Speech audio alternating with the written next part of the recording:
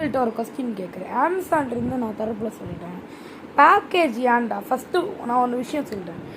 ஒரு வாட்ச், ஒரு சின்ன ஸ்மார்ட் வாட்சை வாங்குறதுக்கு இவ்வளோ பெரிய பேக்கேஜ் இருந்தால் நீங்கள் நம்புவீங்களா? அமேசானில் வேணால் வாங்க. பேக்கேஜ் முக்கியம் வேணுமா? அமேசானில் வாங்க.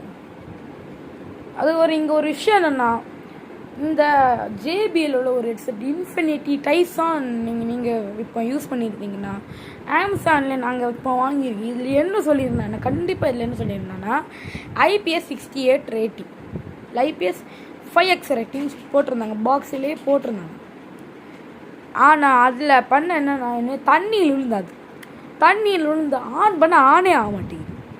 அது என்ன உடஞ்சந்திரி நான் பார்த்ததில் IPS வரத்தில் அந்த ஸ்பீக்கர் ஃபுல்லாக எண்ணெயும் வச்சிருக்கணும், ஒரு ஸ்பாஞ்ச் மாதிரி எண்ணெய் வச்சிருக்கணும். அப்போ அது இருந்தாலும் நம்ம அது வாட்டர் ரெசிஸ்டன்ட் எடுத்துக்கலாம், போர்டுக்கும் வாட்டர் ரெசிஸ்டன்ட் எடுத்துக்கலாம். இதுக்கு வாரண்டியும் முடிஞ்சு, இந்த ஜேபிலுக்கு வாரண்டியும் முடிஞ்சுது. அதில் பார்த்தோன்னா ஒரு மக்காரம் ஓடல, மொத்தம் அது என்ன ஆயிடுச்சு, நாஸ் ஆயிடுச்சு.